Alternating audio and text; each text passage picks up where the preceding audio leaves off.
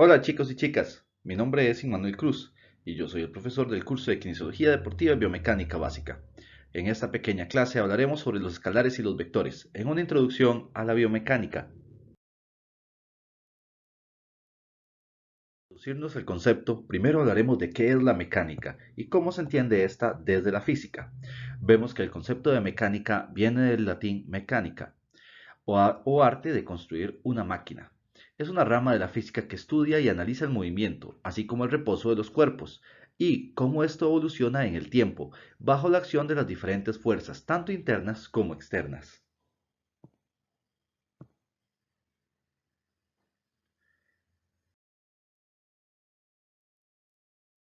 La biomecánica, por su lado, es la aplicación y el estudio de la mecánica en relación con la estructura del cuerpo humano, su función y la forma en que podemos entender el fenómeno del movimiento aplicando la física.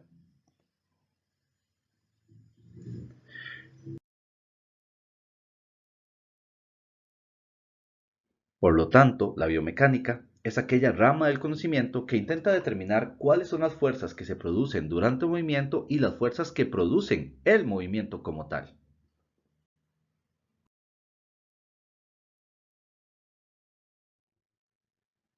A nivel del rendimiento, vamos a ver que la biomecánica se puede aplicar en muchas áreas, como lo son la terapéutica, la industrial y la deportiva, que es en la cual nosotros nos vamos a enfocar más.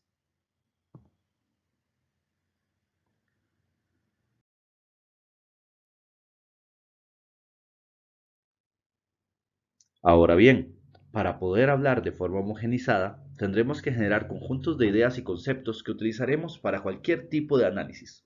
Estos los vamos a llamar unidades.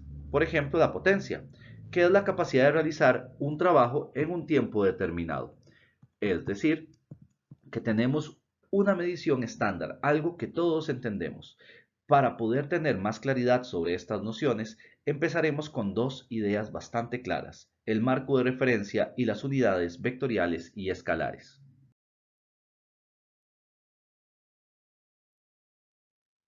El marco de referencia lo vamos a relacionar con el plano cartesiano. En este caso vemos cómo se dibujan tres ejes, los cuales atraviesan el cuerpo en los mismos ejes corporales y nos van a ayudar a determinar el movimiento. Primero tenemos el eje de X, que nos va a indicar hacia adelante y hacia atrás.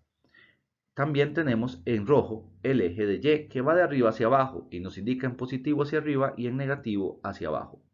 Finalmente tenemos el eje de Z, que es de lateral a lateral, el cual usualmente tiene el positivo en el lado derecho y el negativo en el lado izquierdo. Sin embargo, estas son atribuciones, por lo cual podríamos interpretar que Y negativo puede estar arriba y Y positivo estar abajo. Simplemente es un sistema de coordenadas que debemos utilizar de forma uniforme. Valga la redundancia. Si vemos en el plano cartesiano normal, nosotros usualmente vamos a dibujar el eje de X en la horizontal y el eje de Y en la vertical. Esto debido a que imaginamos que la persona está de frente, por lo tanto el eje de X quedaría justamente hacia adelante de él, es decir, X positivo, mientras que Y positivo siempre se mantiene arriba. Eventualmente, si quisiéramos medir tridimensionalmente, tendríamos que trazar un eje de lado a lado, que sería el eje de Z, el cual es muy difícil de observar a nivel bidimensional.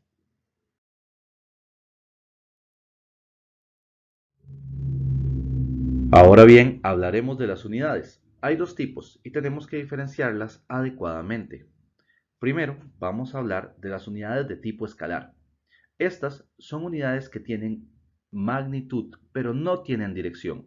Por ejemplo, podemos hablar de la masa de un balón. Podemos decir que el balón, por ejemplo, pesa X cantidad de gramos. O podemos hablar de la masa de una persona, que tiene 80 kilogramos de masa corporal. También podemos hablar de la altura de una persona, que son 1 metro y 50 y tantos centímetros. Por ejemplo, estas son unidades escalares. ¿Por qué? Porque solo es una magnitud como tal. Ahora bien, si queremos darle una dirección, hablamos de vectores, pues como dice la definición, hablamos de que tienen magnitud, dirección y punto de aplicación. Es decir, vamos a ver el ejemplo que tenemos con este balón. Como les decía, podemos hablar que la masa del balón es en kilogramos y esto es una unidad escalar. Mientras que si hablamos que si le damos una patada al balón, este va a tener una dirección, digamos, hacia adelante, va a tener una magnitud, por ejemplo, la velocidad con la cual se desplaza, y va a tener un punto de aplicación, el momento o el lugar en el cual este es golpeado. Por lo tanto, hablamos de un vector. En general, vamos a ver que en biomecánica nos vamos a remitir usualmente al uso de vectores, aunque ocasionalmente utilizaremos escalares para simplificar las mediciones. Los vectores y escalares son parte de las unidades de medida del Sistema Internacional de Medida. En general vemos que hay 7 básicas: para la masa, los kilogramos; para la distancia, los metros; para el tiempo, los segundos; para la corriente eléctrica, los amperios; para el cambio de la temperatura, los Kelvin; para la cantidad de moléculas y de masa, vamos a encontrar los moles; y para la intensidad luminosa, vamos a encontrar las candelas. En general, en biomecánica nos vamos a referir únicamente a los primeros 3 como base, es decir, la masa, la distancia y el tiempo. Estos se van a combinar para generar una serie de medidas secundarias que también aplicamos, como lo son el área, el volumen, la velocidad y la aceleración. Eventualmente también podremos revisar algunas otras unidades como los julios y los newton, que nos ayudan a medir la fuerza y la energía. Como tal, estas unidades son las que utilizamos en biomecánica para poder entender el movimiento como un fenómeno físico. De medida y un poco sobre los vectores y escalares, empezaremos haciendo un ejemplo clásico de la biomecánica. Trataremos de entender qué es la posición, el desplazamiento y el cambio de la posición como tal. Veremos que, por definición, el cambio de la posición de un objeto en relación con un marco de referencia es lo que nosotros denominamos como desplazamiento.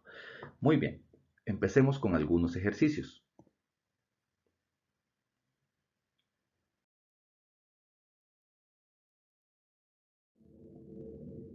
En primer lugar, cuando hablamos del cambio de posición, es decir, el movimiento de un objeto en el espacio, veremos primero cómo se desplaza este a nivel escalar. ¿Qué significa esto? Que solo tiene una magnitud, pero no tiene una dirección. Cuando hablamos de la posición en X o el cambio de la posición en X, es decir, básicamente el desplazamiento, o en este caso la distancia recorrida, vamos a ver que en sí es la sumatoria de todos los cambios de posición en X. Entonces vamos a poder sumarlos. Veamos un par de ejemplos. Primero, analicemos el objeto A. Como pueden observar, el objeto A inicia en 0 y termina en 7. En este caso podemos darnos cuenta que hay una distancia recorrida de 7 que podríamos asumir que son metros, en donde en el plano horizontal, es decir, X. Por lo tanto, en el caso del cambio de X del objeto A es igual a 7, digamos, metros. Ahora analicemos otro caso. Veamos el caso del objeto D. Como podemos ver, el objeto D empezó en el punto que está en 9, digamos metros. Luego se movió hasta el punto que está en 3 y finalmente llegó hasta el punto que estaba en 5. Vamos a decir que de 9 a 3 hay 6, así que tendríamos que el desplazamiento en X del objeto D va a ser igual a 6 más, porque es la sumatoria, el cambio que hay entre 3 y 5, que serían 2. Por lo tanto, al final, el objeto D tiene una distancia recorrida de 8 metros.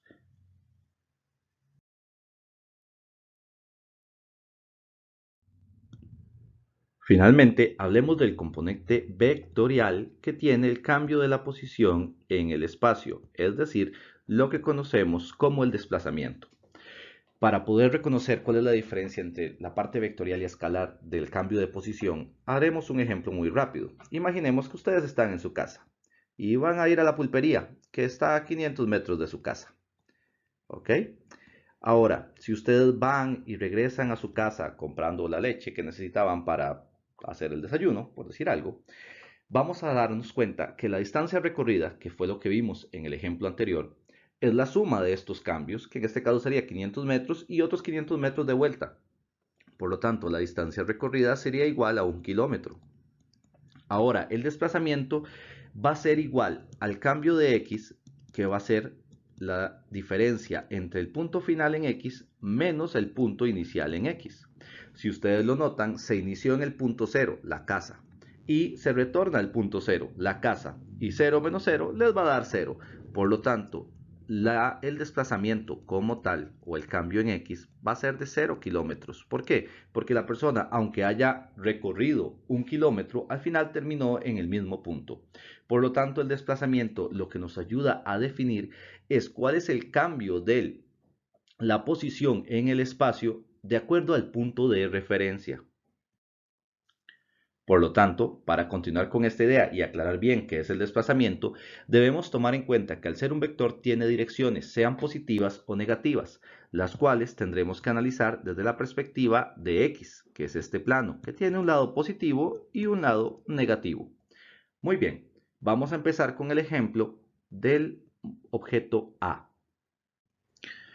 Como ustedes recuerdan del ejemplo anterior, el objeto A empieza en 0, por lo tanto ya tenemos su X final, 0, mientras que termina en 7, por lo tanto ya tenemos su X final en este caso. La diferencia de X es igual a 7 menos 0, por lo tanto la diferencia de X es más 7 metros. Esto significa que se desplaza 7 metros en dirección positiva, que en el caso de este ejemplo es hacia la derecha. Veamos ahora un segundo ejemplo con el objeto D. ¿Cuál es su desplazamiento? Recordemos que el objeto D empieza en 9 metros, luego se desplaza hasta 3 metros y finaliza en 5 metros. Si utilizamos la fórmula que ya teníamos previamente, nos podemos dar cuenta que la F final es 5, mientras que la F inicial es 9. En este caso, 5 menos 9 nos da menos 4, en este caso, metros. Por lo tanto, lo que podemos definir es que hubo finalmente un desplazamiento de únicamente 4 metros en distancia negativa, es decir, hacia la izquierda. Con esto ya podemos generar y resolver varios problemas. Chicos y chicas, con esto ya terminamos la primera parte sobre vectores y escalares en la unidad 4 de biomecánica del curso de kinesiología deportiva y biomecánica básica. Espero que estén muy bien.